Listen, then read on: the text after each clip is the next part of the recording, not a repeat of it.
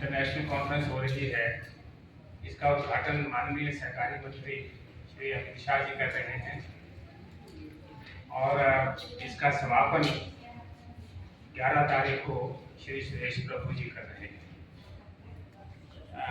प्रभात चतुर्वेदी जी जो product launch करने जा रहे हैं उसके बारे में कुछ जानकारी देंगे। हमने बुलाया कि 100 साल से पुरानी संस्था है, अगले 100 साल की प्लानिंग जो होगी वो बिना डिजिटल ट्रांसफॉर्मेशन के नहीं हो सकती। तो ये सारे बैंक्स अगर आप जोड़ें साथ में 1500 बैंक हैं, ये सारे को अगर ऐसे डिपॉजिट साथ जोड़ें तो कोटक महिंद्रा बैंक, इंडसइंड बैंक से बड़े बैंक का साइज होता है। लेकिन क्योंकि स्कैटर्ड है, हेट्रोजीनियस है, तो उनका कॉस्ट टू इनकम रेशियो ज्यादा है, कॉस्ट ज्यादा है। छोटे छोटे बैंकों के लिए भी जो कंप्लायंसेस हैं साइबर सिक्योरिटी के, डिजिटल एक्सपेक्टेशन जो कस्टमर की है, वो फुलफिल करने के लिए छोटे बैंकों को उतना इन्वेस्ट करना डिफिकल्ट है। इसलिए ये अम्ब्रेला ऑर्गेनाइजेशन के माध्यम से centralise technical platform, technology platform बनाने के लिए आरबीआई ने मैंडेट दिया है। इसके अलावा उन्होंने ये भी बोला है कि ये सेल्फ रेगुलेटरी ऑर्गेनाइजेशन होगा सेक्टर के लिए, साथ में फंड बेस्ड और non fund based services provide करेगा। बैंकर्स बैंक की तरह उनको लोन, एडवांसेस, कैपिटल ये प्रोवाइड करेगा और नॉन फंड बेस्ड साइड पे legal, technical, advisory, capacity building, training ये सब प्रोवाइड करेगा। जो प्रोडक्ट हम लॉन्च करने वाले हैं 10 को, उसमें एक सेंट्रलाइज स्विच है, क्योंकि जैसे यूपीआई में कस्टमर को बहुत बेनिफिट है और ट्रांजैक्शन वॉल्यूम भी उसकी वजह से ग्रो कर रहा है। Globally this has become a very good example of digital transformation. लेकिन सारा कॉस्ट बैंक को बियर करना पड़ता है, कस्टमर के लिए फ्री है। तो बैंक्स के लिए एक बड़ा फाइनेंशियल बर्डन बनता जा रहा है यूपीआई को सर्विस करना।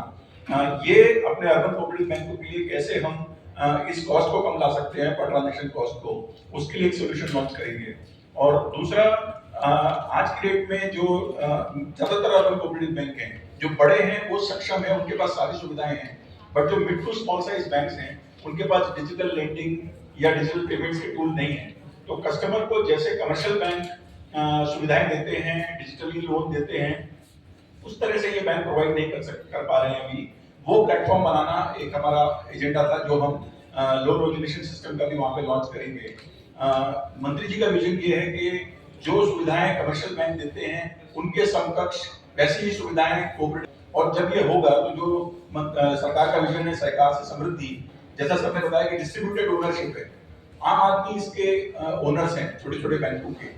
तो ये बैंक जब अच्छा बिजनेस करेंगे, ज्यादा पैसा कमाएंगे, उसका जो बेनिफिट है, उसका जो प्रॉफिट डिस्ट्रीब्यूशन है, वो भी जनता के साथ होगा। तो आम जनता की समृद्धि के लिए ये बैंकों को मजबूत करने की पहल ये सरकार कर रही है, जिसमें नैफकप लीडिंग रोल प्ले कर रहा है। उनका ही प्रतिनिधित्व होगा। कॉप कुंभ इसको इसलिए कहा गया क्योंकि कई वर्षों के बाद इस स्तर पर सहकारी बैंकों का मिलन हो रहा है और ये कुंभ का साल था, इसलिए इसको कॉप कुंभ कहा गया। आप कुछ बोल रहे थे? और जैसे मैंने बोला, बड़े बैंक्स ऑलरेडी काफी डिजिटाइज्ड हैं, बट सारे बैंकों को डिजिटाइज 2030 के पहले करना है, ऐसा हमने विजन सेट किया। 2030 तक आपका विजन है सारे अर्बन कोऑपरेटिव बैंक्स डिजिटाइज